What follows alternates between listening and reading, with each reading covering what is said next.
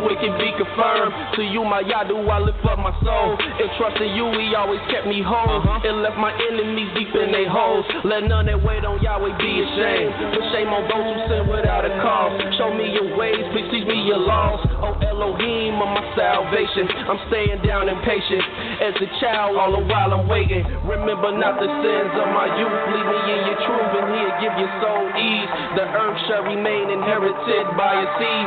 The secret of Yahweh who fears Elohim, who believes everything. And to every word spoken, you can't take heed unless you hear somebody curse. You know you did the same thing. That's why I'm begging Yah for mercy and His love and kindness, cause I know that I ain't worthy.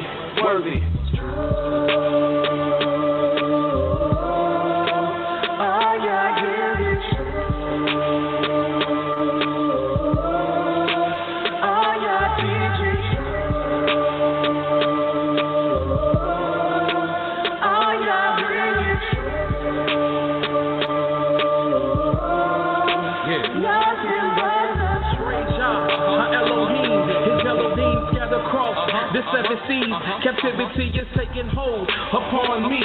Put frighten me and now we flee from fallen leaves. The ground and grief from all the blood, how people sing. And now we cry, where is the word from Elohim? And so we feel that we are His wives to be submissive, but we dismiss it. It is of this reason we have fallen victim to the lies that your root will prey and pursue. Rebellious of the Son, forgotten that He is one. Broken the holy ordinance, rejection of reproof. Then acknowledge what we do. Now we return back to the truth. Yah's word is the truth. Yah's decrees is the proof. Local 12 just released the scoop. It's the summer of Sam. They calling it Pam. Made us worship the Son of Man. And somehow that the moon, they stole our style and gave it to Rothschild. Now we exalt the vow, but hit the turnstile. Yah's now be set to crooked things straight. Praise Yah from the rising to the evening to the closing the gate. Exposing the fake. Yah give the truth a daybreak. Now the liars can't escape and the haters can't relate to the light the truth makes. See the wicked's pride deflate. You adore Yah, magnify Yah, cause He's great.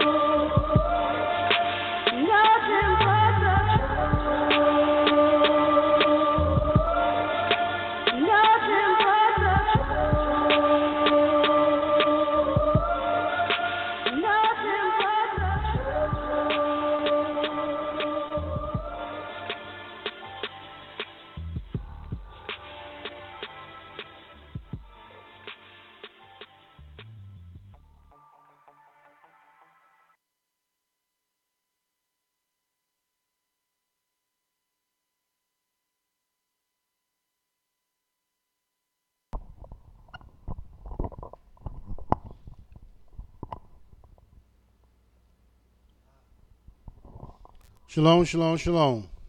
First and foremost, giving all praise and honor to the Holy One of Israel, to the Creator of the heaven, the earth, the sea, and all that is therein is, by saying hallelujah. Praise the mighty Yah. Yah is righteous. Yah is holy. And let Yahweh be magnified.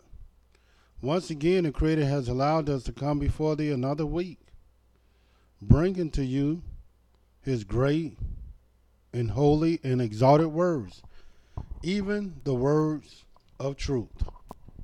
My name is Mowreh IshiYAH Yisrael of the house of Israel, located right here in Cincinnati, Ohio, 1907 Vine Street, bringing to you nothing but the truth. And yes, it is true. All we're going to do is tell you the truth. For Yah ordained me to tell you the truth. So this is what I'm going to do. And who is this Yah? Yah is the creator of the heaven, the earth, the sea, and all that is therein is. Yah is the Elohim of our fathers, the Elohim of Abraham, Yitzhak, and YIsraEL, whom you may know as Abraham, Isaac, and Jacob. Yah is our king. He's our judge. He is our lawgiver. And Yah is our only Savior, and not just of Israel. Yah is the Savior of the world.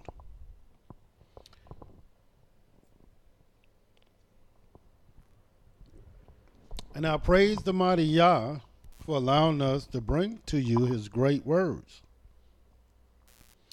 Yesterday we dealt with voting and how our people are bamboozled, tricked, lied to about the power of the vote. And little do our people know, if your enemies thought that the vote will give you a power, do you think they will allow you to vote? They will give you the opportunity to exert power over them? Why do you think that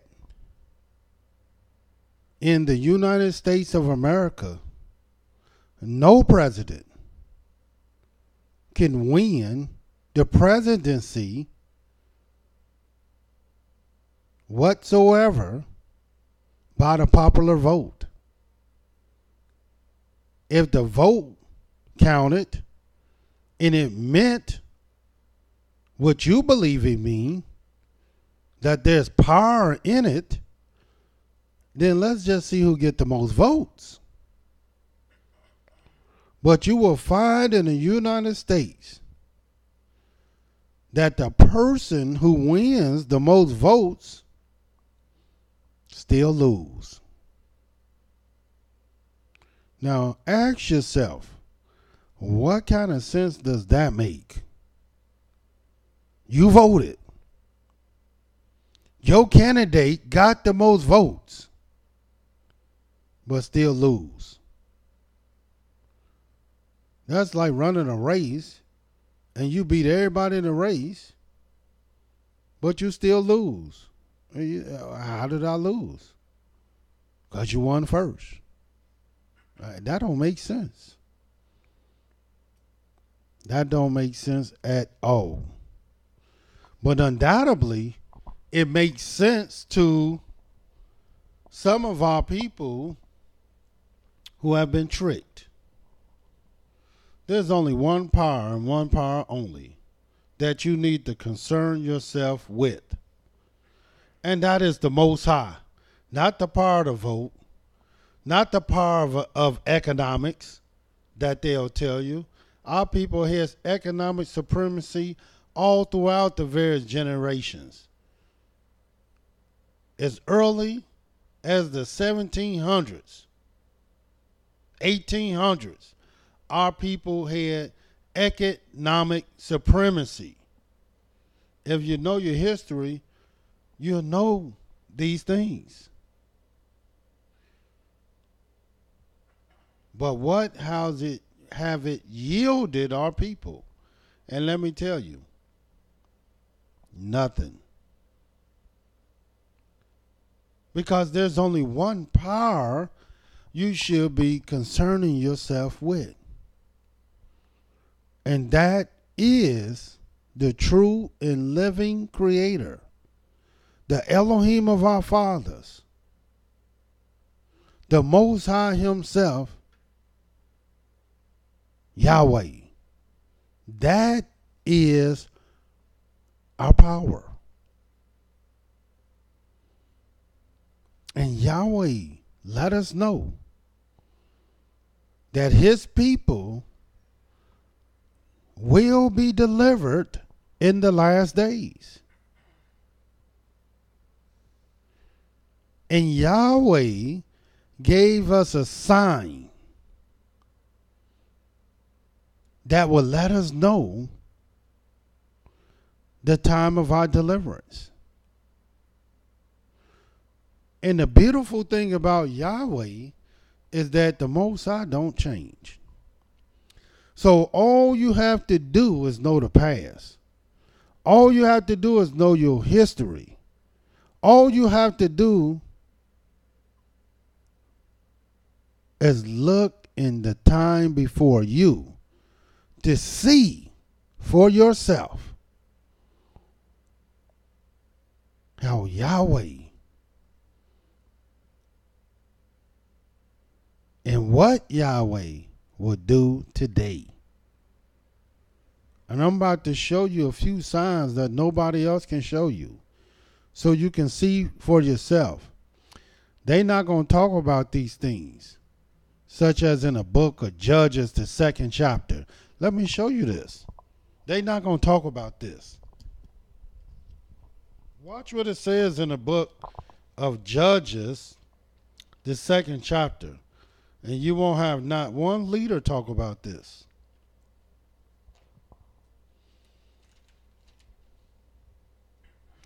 In the book of Judges, the 2nd chapter, and watch what Yahweh says in the 16th verse. Now ask yourself, when you look on the screen, you will see our title and our discussion today is about the 2nd and the 3rd. And you're going to understand why. Right now, we're in the 2nd book of Judges. And I told you we're going to talk about the 2nd and the 3rd. The 16th verse, which if you're listening to me, and you've been listening to me, you understand what the 16 represents. The order of 2. And watch what it says.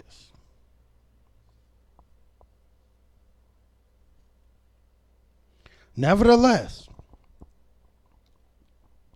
Yahweh raised up judges, which delivered them out of the hand of those that spoiled them. And nobody is being spoiled more than our people. And yet they would not hearken unto their judges, but they went a whoring after other idols, bowed themselves unto them. They turned quickly out of the way which their fathers walked in, obeying the commandments of Yahweh, but they did not so.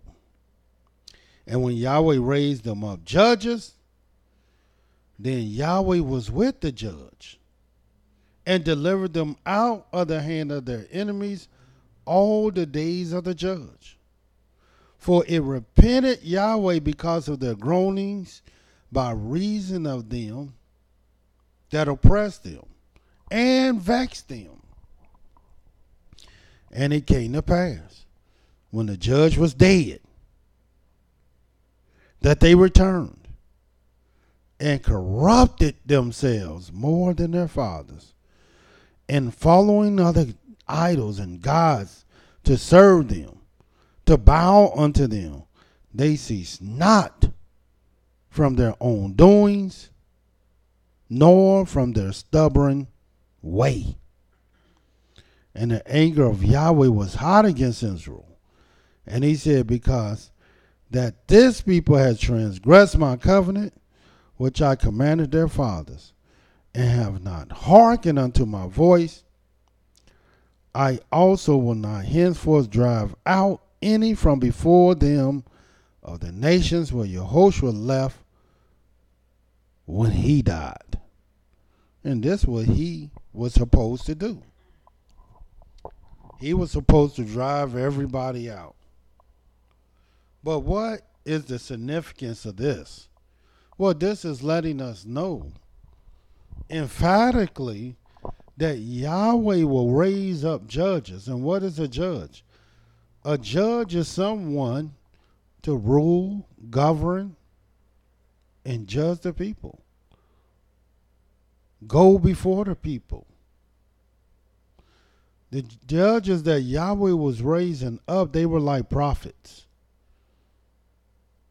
who will rule the people. And Yahweh will be with that judge. And here it is today. Our people are groaning, but they're not groaning as of yet for Yahweh to raise up someone. Well, he already has, but our people don't know who that is because they're not trying to know who that is. Even though Yahweh said he will return David, our people not looking for no David. Even though Yahweh said he will return Elijah, our people not looking for no Elijah. Even though Yahweh said he will raise up Mowrehs. Yes, that's what he said in the scriptures. But you don't know that because nobody never taught you that. And I'm going to show you the scriptures where he said he will raise up a Mowreh. But nevertheless,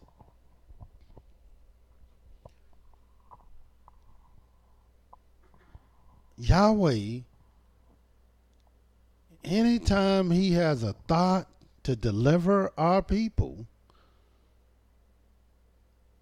he's not going to do it without bringing to you his prophet. Watch what Yahweh say in the book of Amos, the 3rd chapter. And didn't I tell you we were going to be talking about the 2nd and the 3rd? And watch what it says in this 3rd chapter of Amos.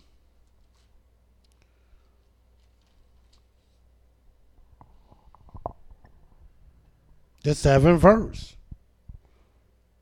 Yahweh, surely Yahweh. What do that mean? Surely Yahweh. That means, make no mistake about it, it is of a truth. This is a fact. Surely Yahweh Elohim will do nothing,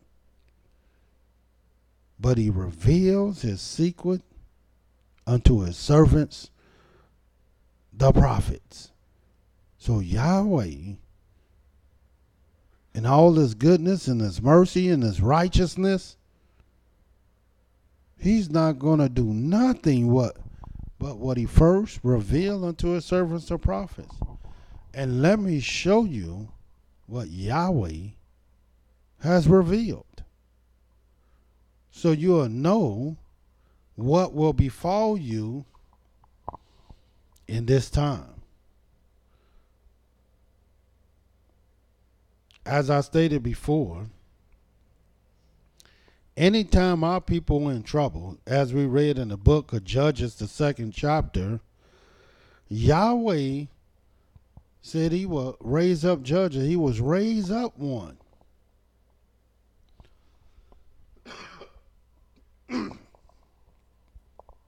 And let me show you what I'm telling you is the truth. Watch this so you can see this for your own self. Such as when our people was in Babylon. Look in the book of Daniel.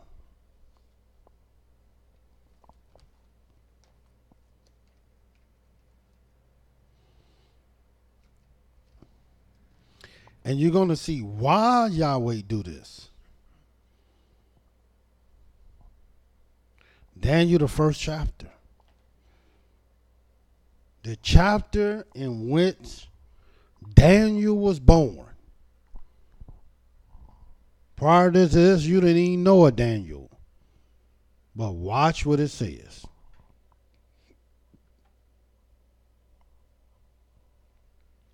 The very first verse. In the 3rd year of the reign of Jehoiakim. Now, why the 3rd year? This is what you're going to find in the 2nd and in the 3rd. The 2nd represents the Creator's name. So oftentimes the Creator is going to do something in the 2nd that will bear out his name, so you can understand and watch and see for yourself, well, who's doing this? What's happening? Where's this coming from? And you're going to make no mistake about it. You're going to know this thing is coming from heaven. The thing that Yahweh will do. Now, we so happen to be in the second year. Now, why does that matter? Because we're talking about the second and the third. Now, the mass majority of our people, the Israelites, they're not talking about no second year. So you're not going to get this message from anybody and from everywhere. Because they're not talking about the second year, the third year, the fourth, the fifth, the sixth, the seventh, or no year at all. But here, we're going to let you know exactly what Yahweh has proposed at this time in the second and the third. And why? Because the second represents Yahweh's name. And so Yahweh will do something to let you know the time is at hand. But here, we're reading in the third year. And watch what it says. In the third year of the reign of Jehoiakim, king of Yehudah, came Nebuchadnezzar, king of Babylon, unto Jerusalem, and besieged it. And Yahweh gave Jehoiakim, king of Yehudah, into his hand, with part of the vessels of the house of Elohim. And he carried into the land of Shinar to the house of his idol. And he brought the vessels into the treasure house of his deity. And the king spake unto Ashpenaz, the master of the eunuchs, that he should bring certain of the children of Israel, of the king's seed, and of the princes. These were the hierarchies. Children in whom was no blemish, well favored, skillful in all wisdom, cunning in knowledge, understanding science, and such as had the ability in them to stand in the king's palace, in whom they might teach the learning and the tongue of the Chaldeans. And the king appointed them a daily provision of the king's meat and of the wine which he drank, so nourishing them 3 years, that at the end thereof, that they might stand before the king. And as I told you before, that's what we're here to talk about. The second and the third. And why is it speaking about the third year here? And why is it letting you know that this thing had to go down for 3 years? What significance does that have? Since every word of Elohim is pure, and he is a shield unto them that put their trust in him. Add thou not unto his word, lest he reprove thee, and thou be found a liar. So ask your teachers, what do the third year mean here? What significance does it have? What importance is it to our salvation? And I'm going to show you it's very important to our salvation. Watch what it says. Among these were the children of Yehudah, Daniel, Hananiah, Mishael, and Azariah, unto whom the prince of the eunuchs gave names. For he gave unto Daniel the name of Belteshazzar, and to Hananiah, which is really Conaniah, and to Shadrach, and to Mishael of Meshach, and to Azariah of Abednego. But Daniel purposed in his heart that he would not defile himself with the portion of the king's meat, nor with the wine which he drank. Therefore he requested of the prince of the eunuchs that he might not be defiled. And here it is, a man in captivity don't want to be defiled. We got brothers all over the internet talking about you can't keep the law, you can't be holy.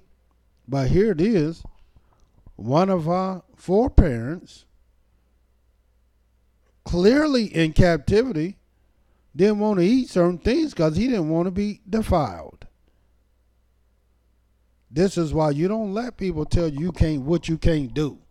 Telling you can't keep the law. Watch me. Watch me keep the law. Now here this Daniel that's raised up in the 3rd year of the reign of Jehoiakim, and then came to Nebuchadnezzar. And little do people know, this was the 1st year. This was the 1st year of Nebuchadnezzar. Even though it was the 3rd year of the reign of Jehoiakim. Because watch the 2nd chapter. And this is the point. This is why we're talking about the 2nd and the 3rd. Because Yahweh wanted Daniel and his companions to be raised up, as is stated in the book of Judges, the 2nd chapter. And this is how Yahweh would do it. Watch Daniel, the 2nd chapter, the very 1st verse.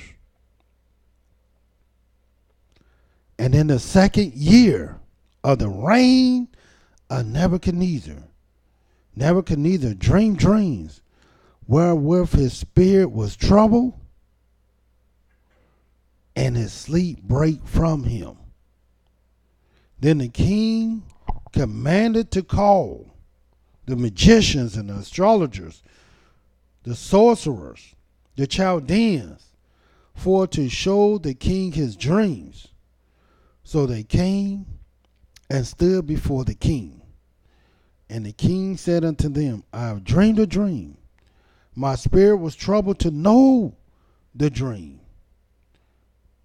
Then spake Chaldeans to the king, O king, live forever.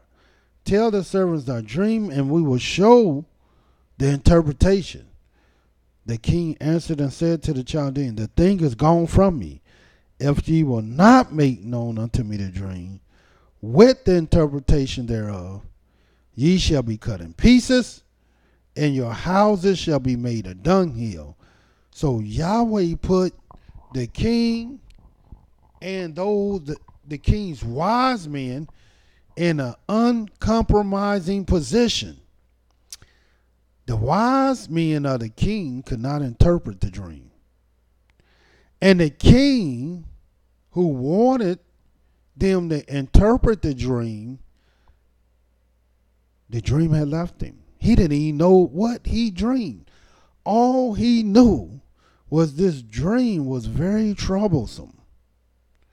To the extent it was so troublesome that the king made a decree that all the wise men of Babylon would die. That's how troublesome this dream was. Now remember, it's the 2nd year of Nebuchadnezzar.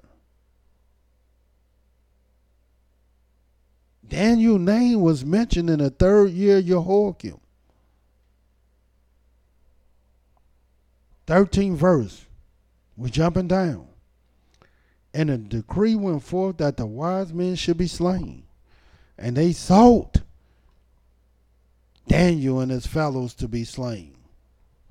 Then Daniel answered with counsel and wisdom to Arioch, the captain of the king's guards, which gone forth to slay the wise men of Babylon. He answered and said to Arioch, the king's captain, why is the decree so hasty from the king? Then Arioch made the thing known to Daniel. Then Daniel went in, desired of the king that he would give him time, and that he would show the king the interpretation. And Daniel went to his house, made the thing known to Hananiah, Mishael, and Azariah, his companions, that they would desire mercies of the Elohim of heaven concerning the secret, that Daniel and his fellows should not perish with the rest of the wise men of Babylon. Then was the secret revealed unto Daniel in a night vision. Then Daniel blessed the Elohim of heaven. And why? Because this is the time where Yahweh will do some extraordinary from heaven to deliver his people. All the wise men of Babylon was about to die. And Yahweh will use Daniel and his companions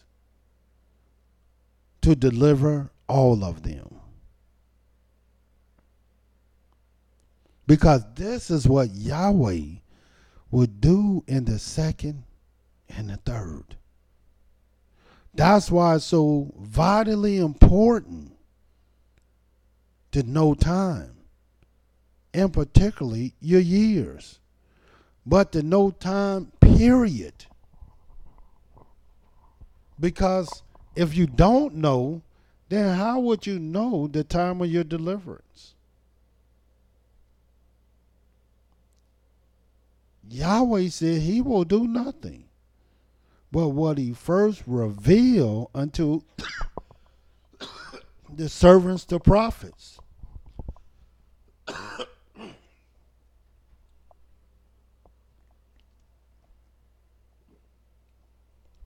So Yahweh revealed this great dream. The wise men didn't die. And guess what happened? Daniel and his brothers was promoted to great stature. And our people don't even know. We are in the second year of YAH's Sabbath of years. We're in the second year. As a matter of fact, we're at the end of the second year. Not the full end. Because when you're at the full end, you're going into the third year. But we are at the end of the second year. And so your eyes should be open to certain things. Because this is the time where Yahweh will do great things from heaven. And make no mistake about it. You're going to see the works of Yah. Furthermore, just so you can see, in the book of Esther, just show you how consistent Yahweh is. And you might ask yourself, well, why didn't we know this years ago? Why didn't we know this the other second year of 7 years ago? Why we didn't know this in the 60s and the 70s and the 80s? Because it wasn't time to know. Yahweh do everything in its time. And this is the time where Yahweh wanted you to know what he would do. You knowing it in another time didn't serve Yahweh, because he know our people. This is the time that Yahweh wanted you to know this. Let me show you this in the book of Esther. Let me find it.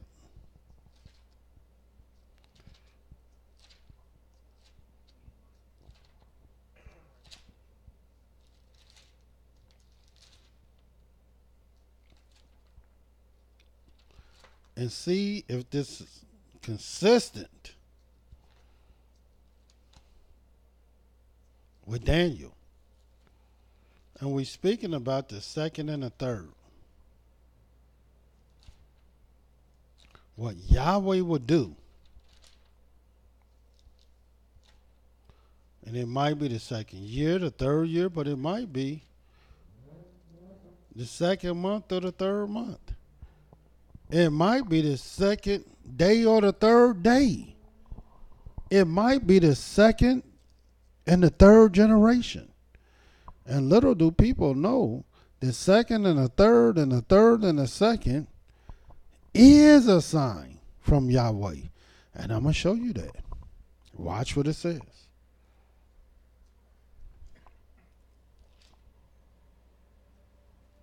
Not voting, but this. Watch what it says. In the book of Esther, the first chapter. Now it came to pass in the days of Ahasuerus that in those days, when the king Ahasuerus sat on the throne of his kingdom, which was in Shushan the palace, in the third year of his reign. Now, why the third year? What significance does this have? Because just like Daniel was raised up in this third year, what was he raised up to do? To save lives, to deliver people. As a matter of fact, Daniel was in Babylon for 70 years. And most of his time, that's what he did. Him and his brothers, his companions, they were like deliverers. They delivered people from lives getting killed their whole time. And they counseled with wisdom and understanding their whole time. And they were seen to be 10 times wiser than all the wise men of Babylon. But now here we are in the book of Esther.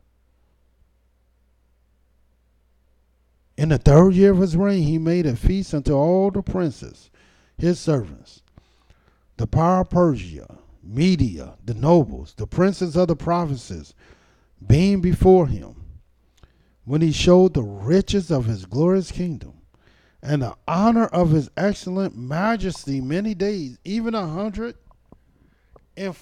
days.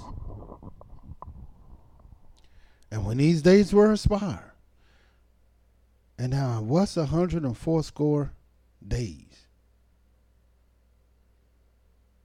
Well, you know what 100 is, right? Well, 80 is 80, because a score is 20. So 80 is 80. So this is 180 days. Now what's 180 days? 180 days is 6 months.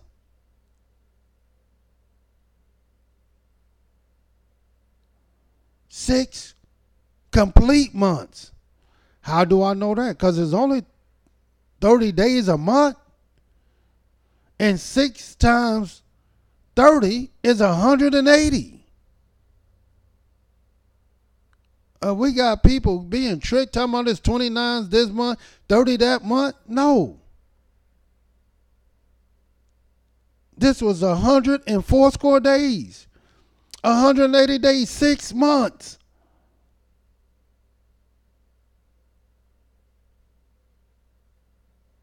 Which lets you know that not only was 6 complete months, but now you're at the 7th month. So right now, they're going into their 7th month because 180 days had expired. Watch what it says. And when these days were expired, the king made a feast unto all the people that were present in Shushan the palace. Remember, it's the 3rd year. Both unto great and small, 7 days. In the court of the garden of the king's palace. So 7 more days passed in this 7th month. The beginning of the 7th month. In the 3rd year. were white, green, blue hangings fastened with cords of fine linen, purple to silver rings, pillars of marble. The bed was of gold and silver upon a pavement of red, blue, and white and black marble. I mean, these things were decked out. What kind of heathens have this type of stuff? This is what you call royal. This stuff they have today ain't royal. The Trump Plaza. But ain't nothing royal about the Trump Plaza.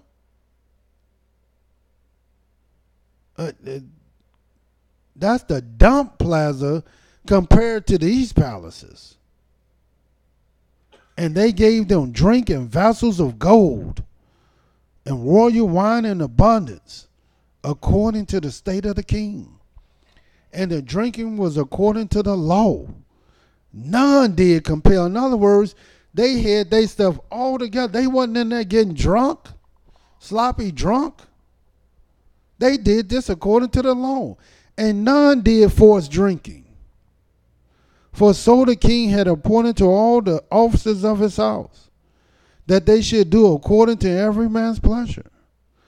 Also Vashti the queen made a feast for the women in the royal house, which belonged to King Ahasuerus. On the 7th day, when the heart of the king was merry with wine, he commanded Mehuman, Biztha, Harbona, Bigtha, Abagtha, Zethar, Carcas, the 7 chamberlains that served in the presence of Ahasuerus the king, to bring Vashti the queen before the king with the crown royal, and it's not no liquor, to show the people and the princess her beauty, for she was fair to look on. But the queen Vashti refused to come at the king's commandment by his chamberlains. Therefore was the king very wroth, and his anger burned in him. And that would make a husband mad. That would make a king mad. He just telling his wife to come, and he wanted to introduce her to the other people, show her how beautiful she was, and she refused. And why did she refuse? Because she was not virtuous. She was not a virtuous woman at all. And as a result of this,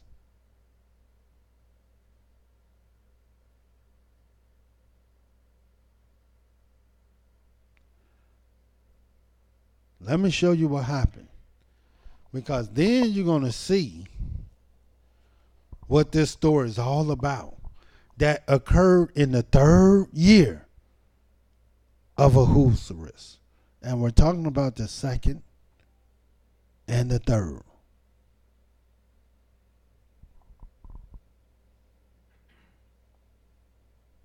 We're going to jump down to the 19th verse. And this is what it says. If it please the king, let there go a royal commandment from him, and let it be written among the laws of the Persians and other Medes, that it not be altered, that Vashti come no more before the king Ahasuerus, and let the king give her royal estate unto another that is better than she. In other words, replace her. And when the king's decree which he shall make shall be published throughout all his empire, for it is great, all the wives shall give to their husbands honor, both to the great and small. And the same pleased the king and the princess. And the king did according to the word of Memucan. For he sent letters to all the king's provinces, and to every province according to the writing thereof, and to every people after their language, that every man should bear rule in his own house, and that it should be published according to the language of every people. And this is what they did. But not only did they do that, show you what else they did.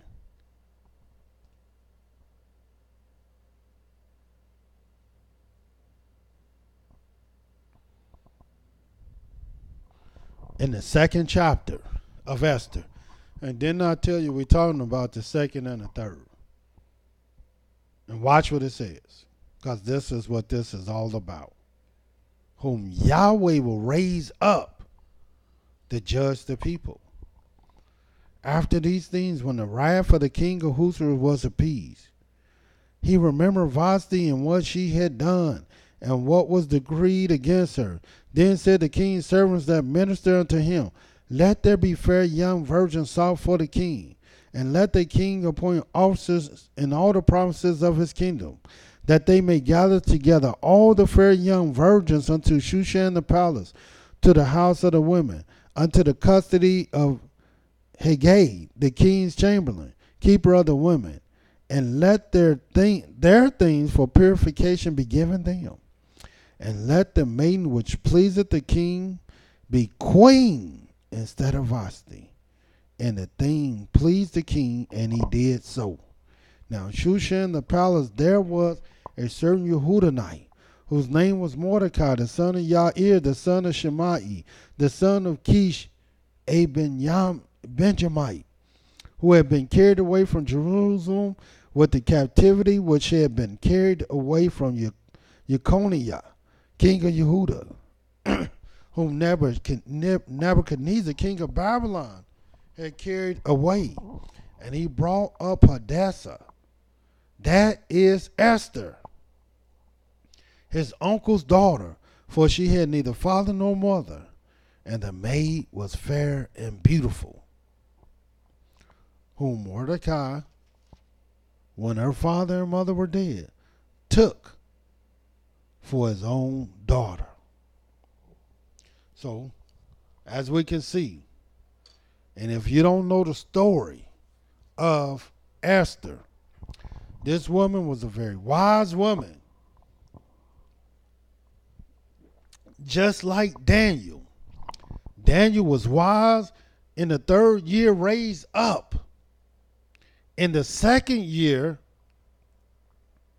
of Nebuchadnezzar, he will save lives through the Most High, because he interpreted the king's dreams. But in this same Babylon under Ahasuerus, this person was not a man, but yet a woman. And her name was Hadassah, whom the heathens called Esther. And she was raised up. And just to show you how long she had to be purified, here it is. This was in the third year.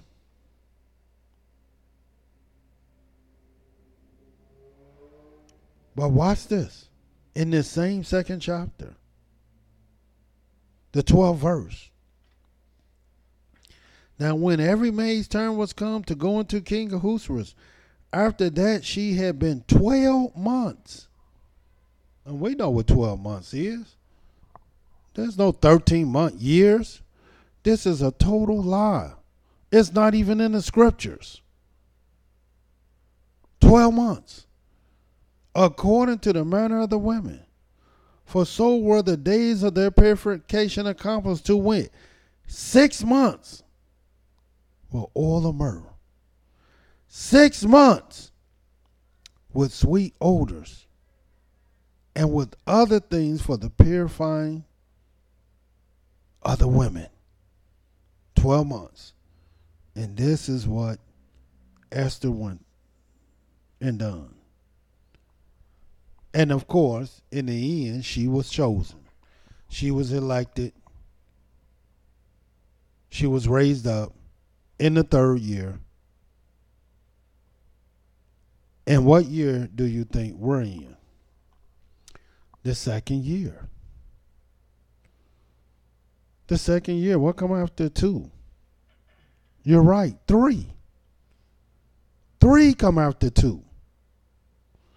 And you think Yahweh is about to change courses because you don't know time?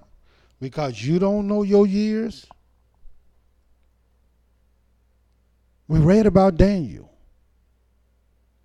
We read about Esther or Hadassah. But what about our other father, foreparent, Joseph? Let's see if he was raised up to do anything different. And I'm here to tell you, he was not. Watch this in the book of Genesis. The first thing you want to know about yourself in the book of Genesis 37, if you turn there.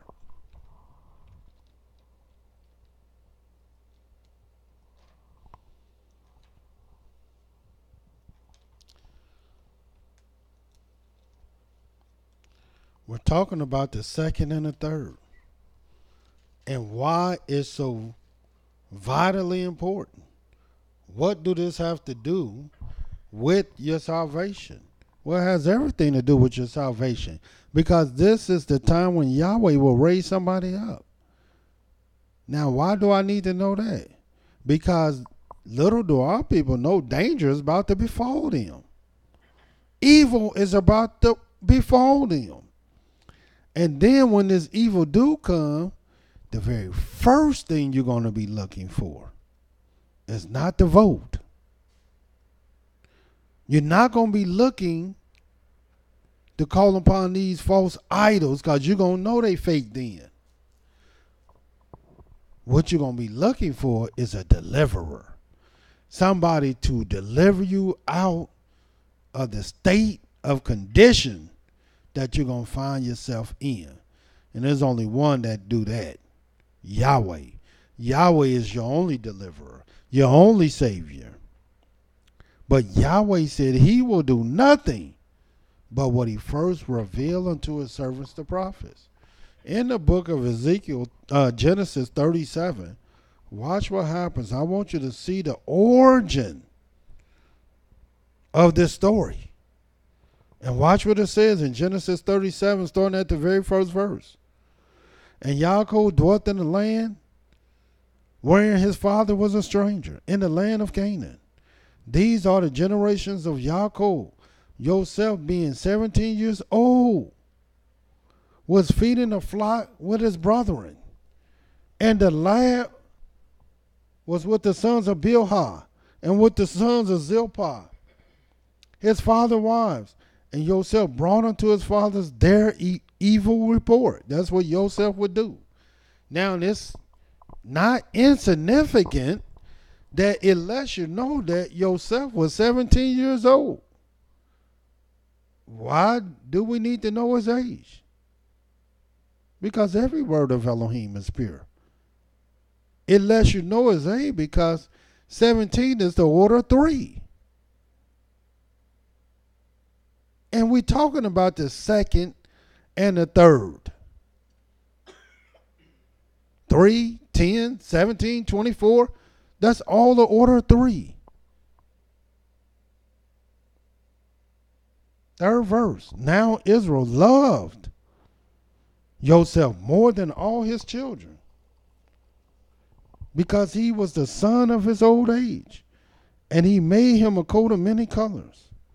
And when his brothers saw that his father loved him more than all his brethren, they hated him and could not speak peaceably unto him.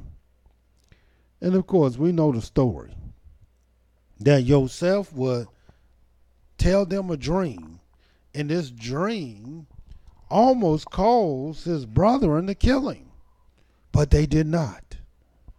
And they threw him in some hole, where finally he got out the hole by some Midianites and then sold into Egypt. And there was Joseph in Egypt. And Joseph will rise to power. And let me show you what age he was when he rose to power and what will happen. You see 17 years old right now. But check how old he was when he rose to power. And you'll read this in the book of Genesis, the 41st chapter. But right before we read Genesis 41, let me show you when Joseph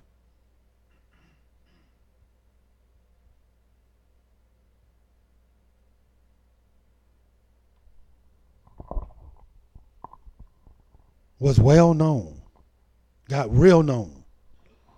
You'll read it in the book of Genesis, the 40th chapter. And watch what it says. First verse. And it came to pass after these things that the butler of the king of Egypt and his baker had offended their lord, the king of Egypt. And Pharaoh was wroth against two of his officers, against the chief butlers, against the chief bakers. And he put them inward in the house of the captain of the guard into the prison, the place where Joseph was bound. And the captain of the guard charged Joseph with them, and he served them, and they continued a season inward. And they dreamed a dream. Now you notice it's two people, right? The butler and the baker. Now, didn't we tell y'all we were talking about the second and the third? And they dreamed a dream, both of them, each man his dream in one night. And not only it was two of them, but they both each had a dream, which is two dreams. Each man according to the interpretation of his dream, the butler and the baker of the king of Egypt, which were bound in prison. And Joseph came in unto them in the morning, looked upon them, and behold, they were sad. And he asked Pharaoh's officers that were with him inward of the master's house, saying, Wherefore look ye so sadly today? And they said unto him, We have dreamed a dream, and there is no interpreter of it. And Joseph said unto them, Do not interpretations belong to Elohim? Tell me them, I pray you. And the chief butler told his dream to Joseph, and said unto him in my dream, Behold, a vine was before me. And watch what this is the butler now. And watch his dream. In the vine were 3 branches. Why 3 branches? And it was though it budded, and her blossoms shot forth, and clusters thereof brought forth ripe grapes. And Pharaoh's cup was in my hand. And I took the grapes, pressed them into Pharaoh's cup, and I gave the cup into Pharaoh's hand. And Joseph said unto him, This is the interpretation of it. 3 branches are 3 days. Yet within 3 days shall Pharaoh lift up thy head, restore thee unto thy place, and thou shalt deliver Pharaoh's cup into his hand, after the former manner, when thou was his butler. But think on me when it shall be well with thee, and show kindness, I pray thee, unto me, and make mention of me unto Pharaoh, and bring me out of this house. For indeed I was stolen away out of the land of the Hebrews. And here also I have done nothing, that they should put me into the dungeon. When the chief baker saw that the interpretation was good, he said unto Joseph,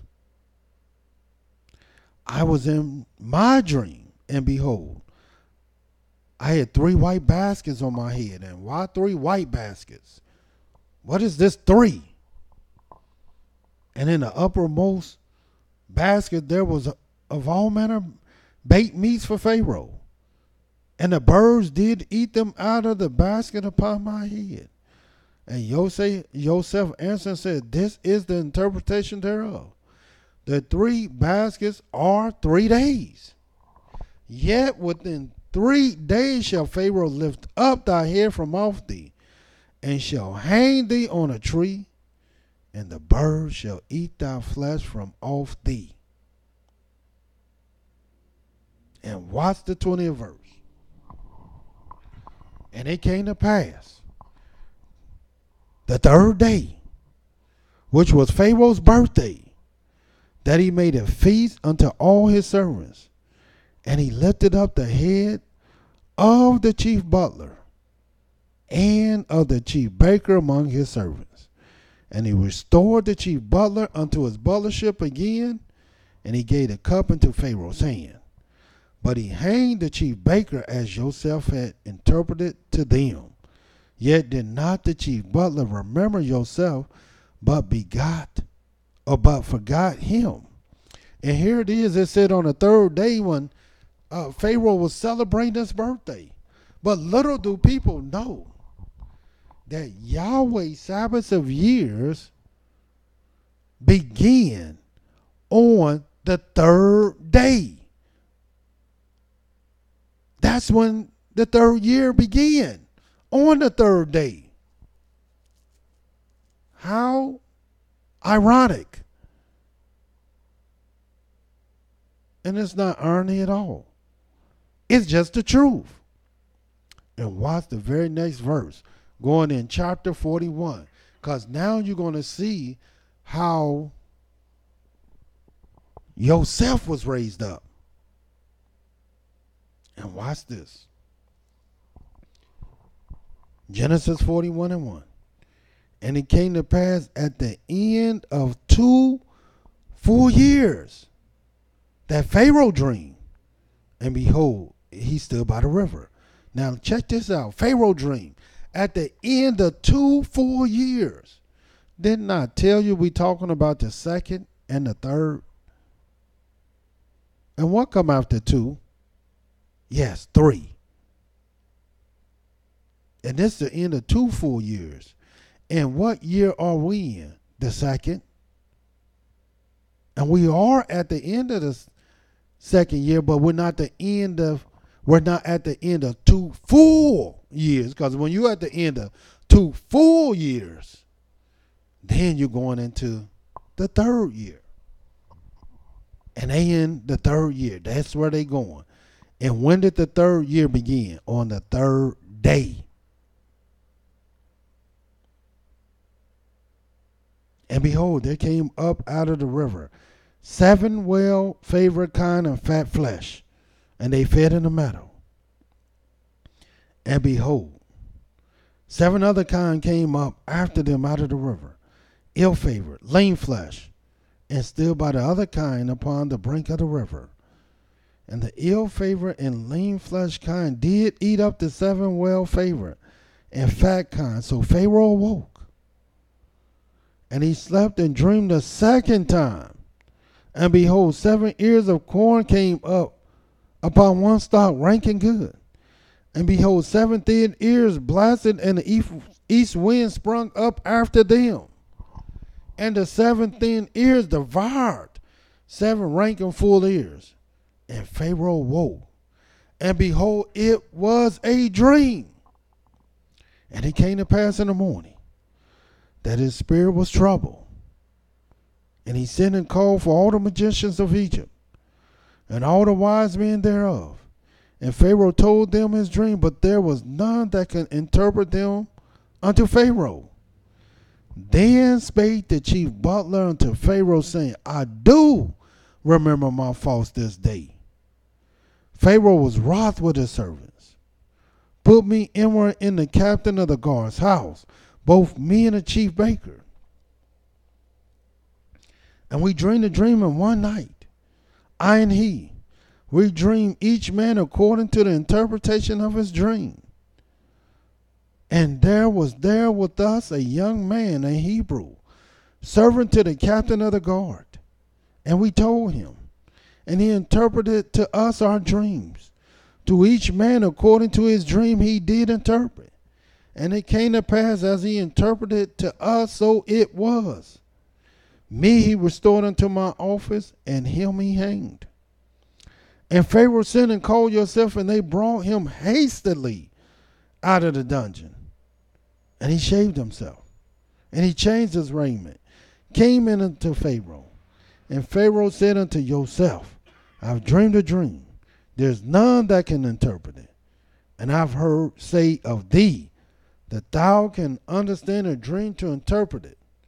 And Joseph answered Pharaoh, saying, it is not in me. Elohim shall give Pharaoh an answer of peace. And so Pharaoh would tell Joseph his dream. And watch what Joseph says in the 25th verse. And Joseph said unto Pharaoh, the dream of Pharaoh is one, even though you had two dreams. This dream is only one. And Elohim have showed Pharaoh what he's about to do.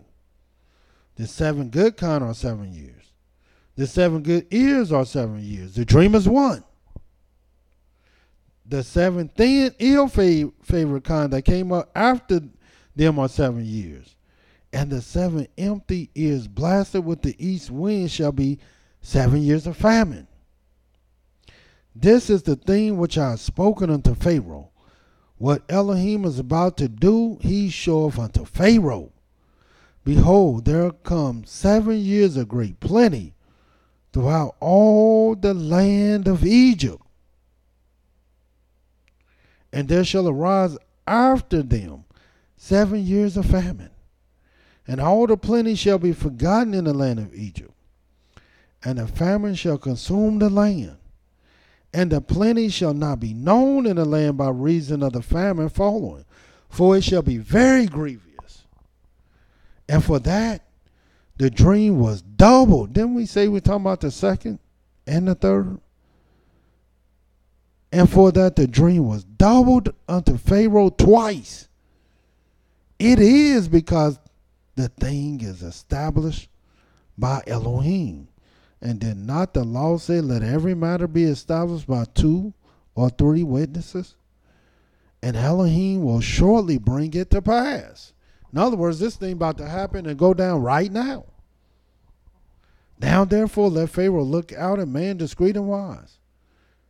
Set him over the land of Egypt. Let Pharaoh do this. Let him appoint officers over the land, and take up the 5th part of the land of Egypt in the 7 plenty of years. And let them gather all the food of those good years that come. Lay up corn under the hand of Pharaoh, and let them keep food in the cities. And that the food shall be for store to the land against the 7 years of famine, which shall be in the land of Egypt, that the land perish not through the famine. And the thing was good in the eyes of Pharaoh, and in the eyes of all his servants. And Pharaoh said unto his servants, can we find such a one as this is, a man in whom the spirit of Elohim is? And here it is.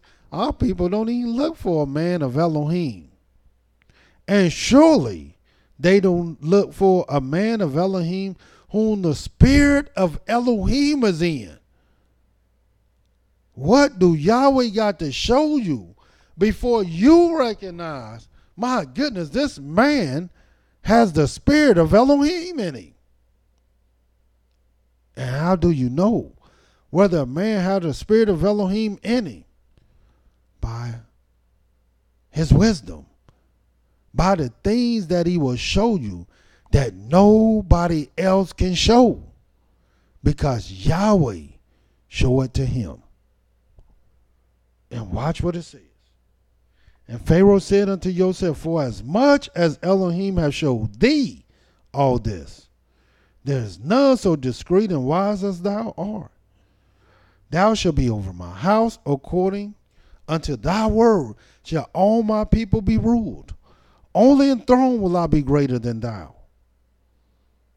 And Pharaoh said unto Joseph, see, I have set thee over all the land of Egypt. And Pharaoh took off his ring from his hand, put it upon Joseph's hand, arrayed him in vestures of fine linen, and put a gold chain about his neck. And he made him to ride in the second chariot which he had. And they cried before him, bowed the knee, and he made him ruler over all the land of Egypt.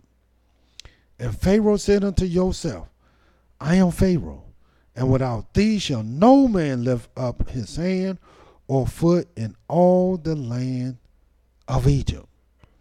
And Pharaoh called Joseph's name Zanavpaaniah,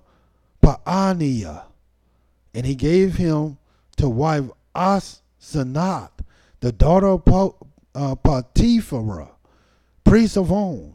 And Joseph went out over all the land of Egypt.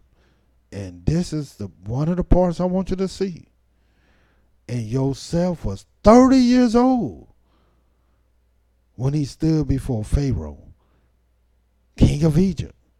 And remember, I told you, before he got this far, before he was raised up, the last age he gave was 17 years old. Joseph was 17 years old when he was sold into Egypt. And when he raised up to rule Egypt, he became 30 years old. That's 13 years. 17 plus 13 is 30. And when he was 17, that was the order of 3. And what do you think the order of 30 is? Yeah, if you know, 2. And what did I say we were talking about tonight? The second and the third. And you see how Yahweh will have Joseph interpret all these dreams in the second year, because he knew he's about to raise him up. And then in his third year, which began on the third day, on Pharaoh's birthday, they will call Joseph and say, man, you got to interpret this dream.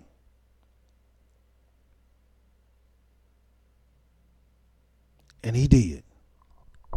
And what did he tell him when he was 30 years old? Which is the order of 2. He told them that there will be 7 years of plenty. Now this is the third year. What you think, 7 years from 3 years? Yeah, it goes right back to the third year. Now Joseph is 37 years old.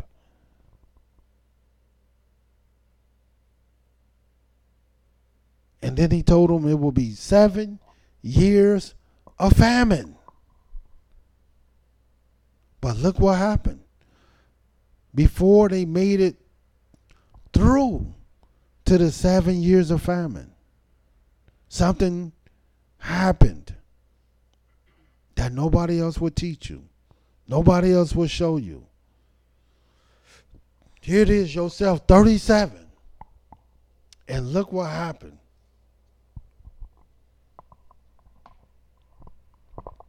And you'll read it in the book of Genesis, the 45th chapter. Let us turn there. Now remember, he's 37, because 7 years of plenty came by. Genesis 45. But he still have 7 years of famine. Then Joseph could not refrain himself before all them that stood by him, because now he meeting his brothers. And he cried, cause every man to go out from me. And there stood no man with them, while Joseph made himself known unto his brethren. And he wept aloud. And the Egyptians in the house of Pharaoh heard. And Joseph said unto his brethren, I am Joseph. I am Joseph. Do my father yet live? And his brethren could not answer him, for they were troubled at his presence. And Joseph said unto his brethren, come near to me, I pray you. And they came near and said, I am Joseph your brother, whom ye sold into Egypt. Now therefore be not grieved, nor angry with yourself, that ye sold me here. For Elohim did send me before you to preserve life. Why do you think we're talking about this thing tonight? Why do you think we're talking about the second and the third? Because I'm trying to show you and let you know and warn you so you can see that this is when Yahweh raised up his judges, his prophets. And why? To deliver them.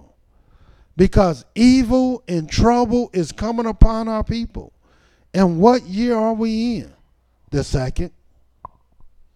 And what year are we going into? The third. The third year of YAH's Sabbath of years.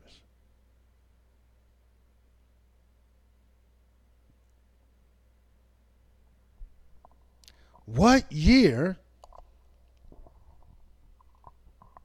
How many years have Trump been in office? 2 years. And we're going into the third year of Trump administration. And his fourth year will be in 2020.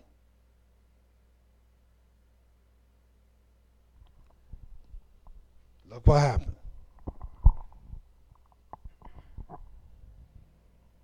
6th verse. For these 2 years, did not say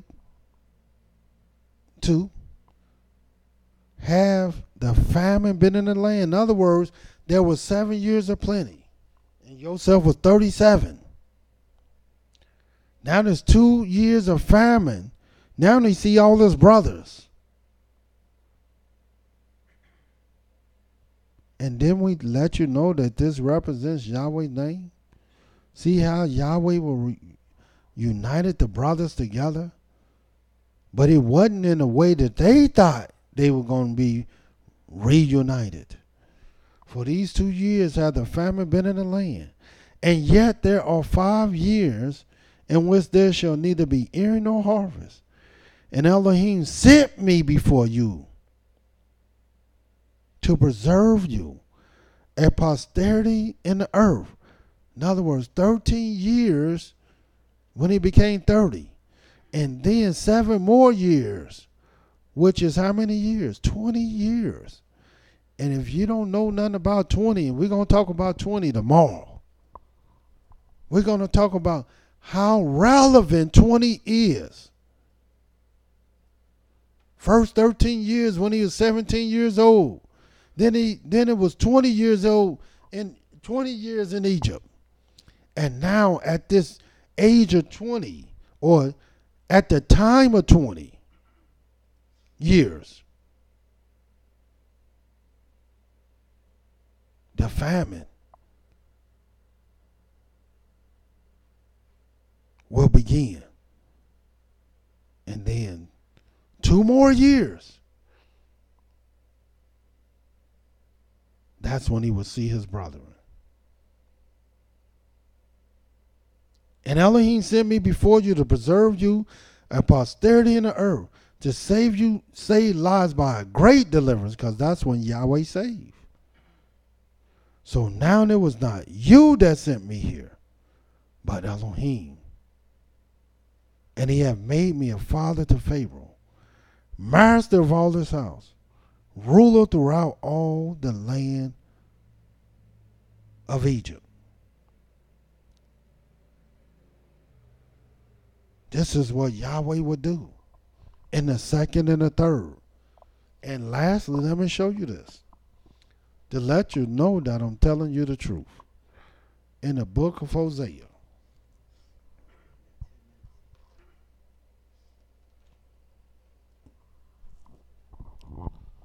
watch this in the book of Hosea.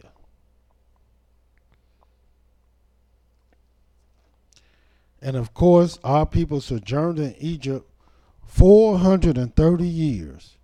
Now, there's some people out there will try to make Yahweh a lie and try to act like the 400-year prophecy of Abraham was really Egypt. And Yahweh didn't mean 400 years. He really meant 430 years. Yahweh is not a lie. He said 400 and he meant 400. But our people in Egypt, they sojourned there 430 years. And I'm not no rocket scientist. But there's a difference between 400 and 430. Let somebody owe you some money and they shorten you 30 years. Then you'll see what I'm talking about.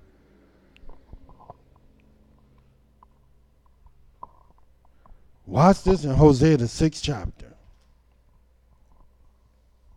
The very first verse. Come and let us return unto Yahweh, for he hath torn and he will heal us. He has smitten and he will bind us up. After 2 days. Why 2 days? And why after 2 days? Because I told you there's a great relationship between the second and the third. And you got to learn it. You got to know it. Because this is the time when Yahweh delivers and raise up. After 2 days will he revive us. Ain't that what he did with Yosef? When he was in a prison in the second year?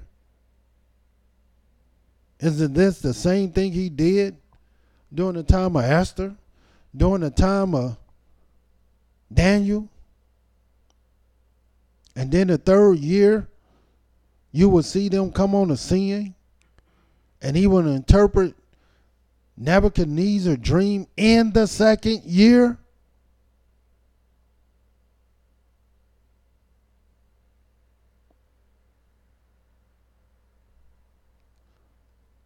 After 2 days, he revive us. In the third day, he will raise us up. And we shall live in his sight. Then shall we know if we follow on to know Yahweh. For his going forth is prepared as a morning, and he shall come unto us as the rain. And you might want to look up this rain. As the latter and former rain unto the earth. You might want to study and look at that verse to see how Yahweh said he will come to us. But make no mistake about it. After 2 days, he will revive us. And when is this? Is this the second year? Is this the second day? Is it the second month? When is this? And then in the third year, we shall live in his sight. This is what this means. This is the time in which Yahweh will do great wonders. And make no mistake about it. There's nothing new under the sun. Yahweh has always done this in the past. You just didn't know it. It was never revealed to you. And now it is. But you still have to follow it to know it. Here it is. Nobody telling you about these years. Nobody telling you about Yahweh Sabbaths. Nobody teaching you about Yahweh times.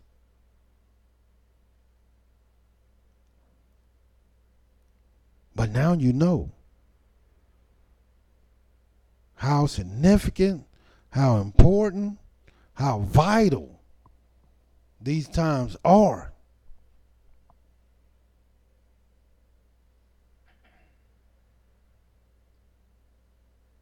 There's a reason why Jonah was in the ark, in the belly of the whale, 3 days and 3 nights. There's a reason for that. Because it was a sign.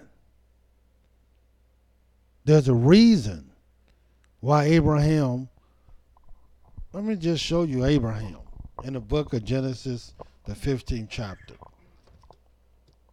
And I'm just going to show one more scripture after this. Genesis 15.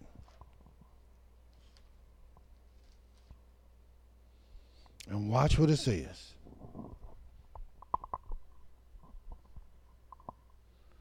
The 7th verse. And he said unto him, I am Yahweh, that brought thee out of Ur of the Chaldees, to give thee this land to inherit.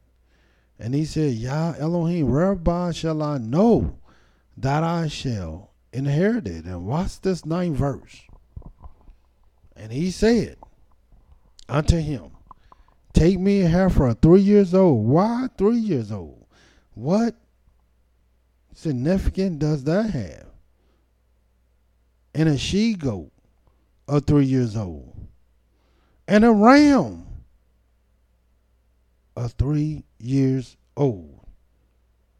And a turtle dove and a pigeon. 3 of the 5 animals.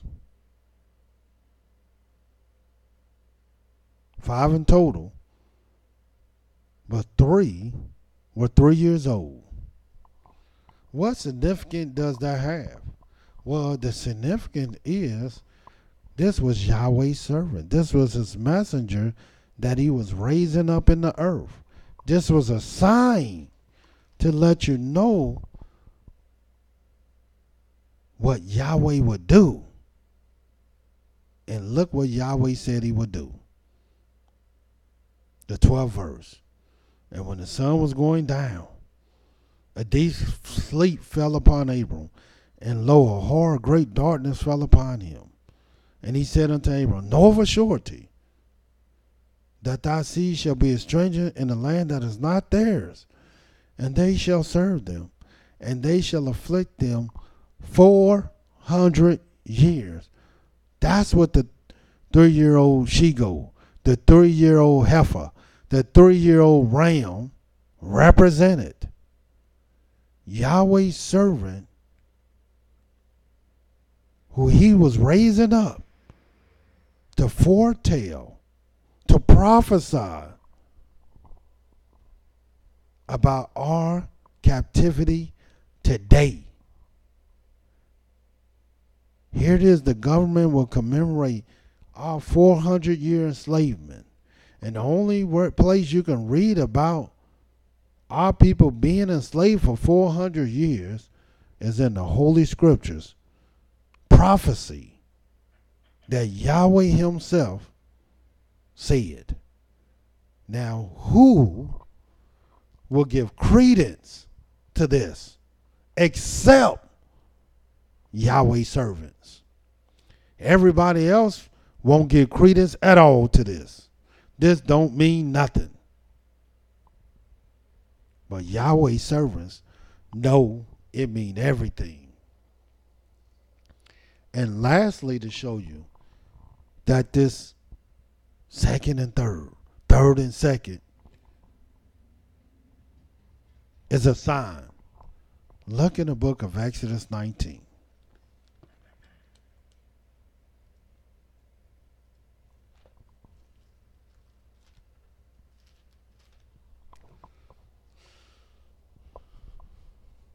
The very first verse.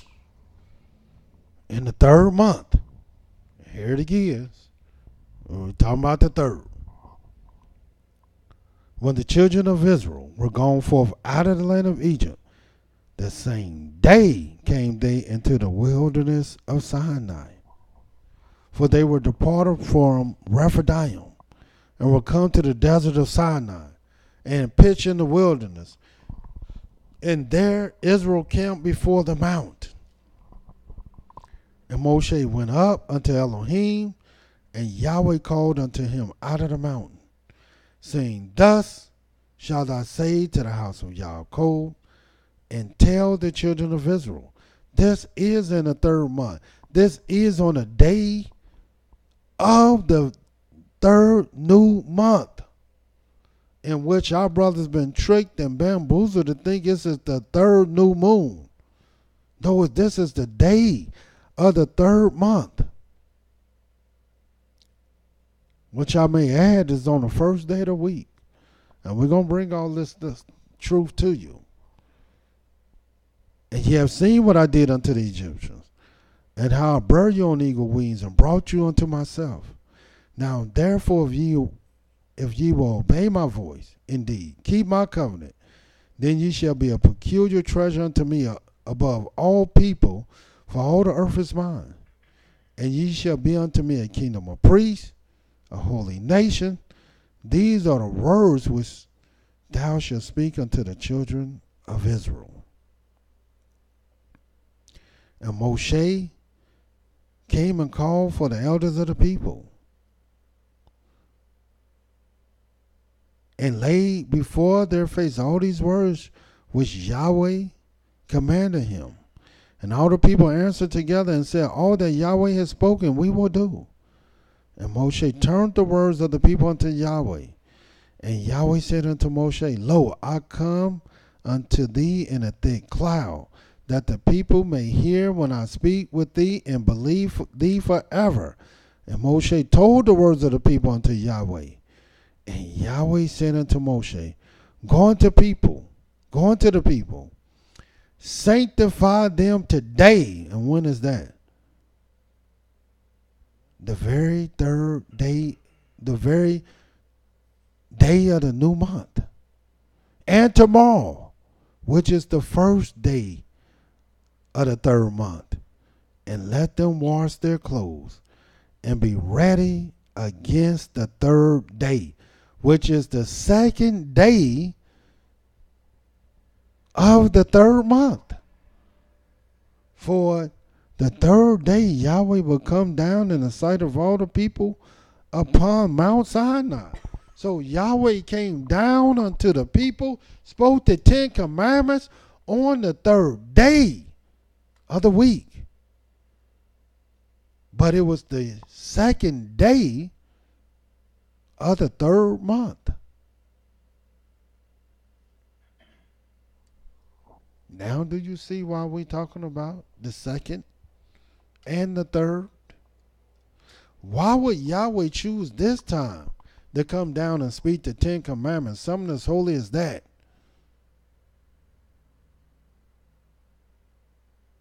He said, get them ready 3 days. The day of the new month, the first day, and the second day. And then he came down.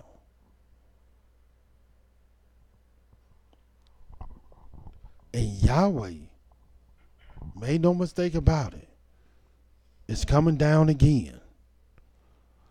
But not on Mount Sinai. He's coming down to deliver our people. We're in the second year. Remember, the second and the third, what Yahweh will do.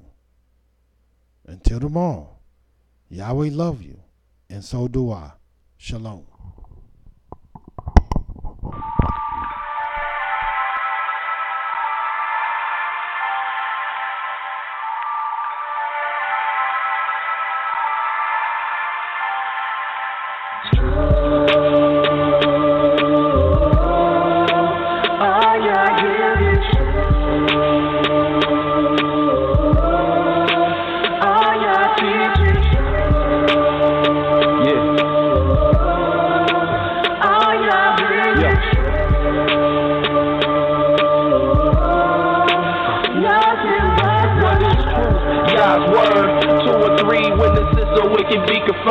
To you, my Yah, do I lift up my soul. And trusting you, he always kept me whole. And left my enemies deep in their holes. Let none that wait on Yahweh be ashamed. But shame on those who sin without a cause. Show me your ways, please teach me your laws. Oh Elohim of my salvation, I'm staying down impatient.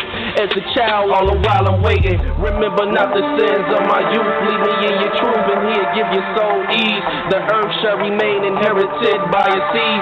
The secret of Yahweh who fears Elohim, of who believes everything. And to every word spoken, you can't take heed unless you hear somebody curse you, know you did the same thing. That's why I'm begging Yah for mercy and His love and kindness, cause I know that I ain't worthy.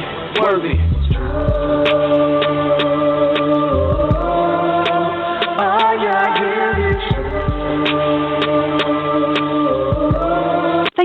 using Blog Talk Radio.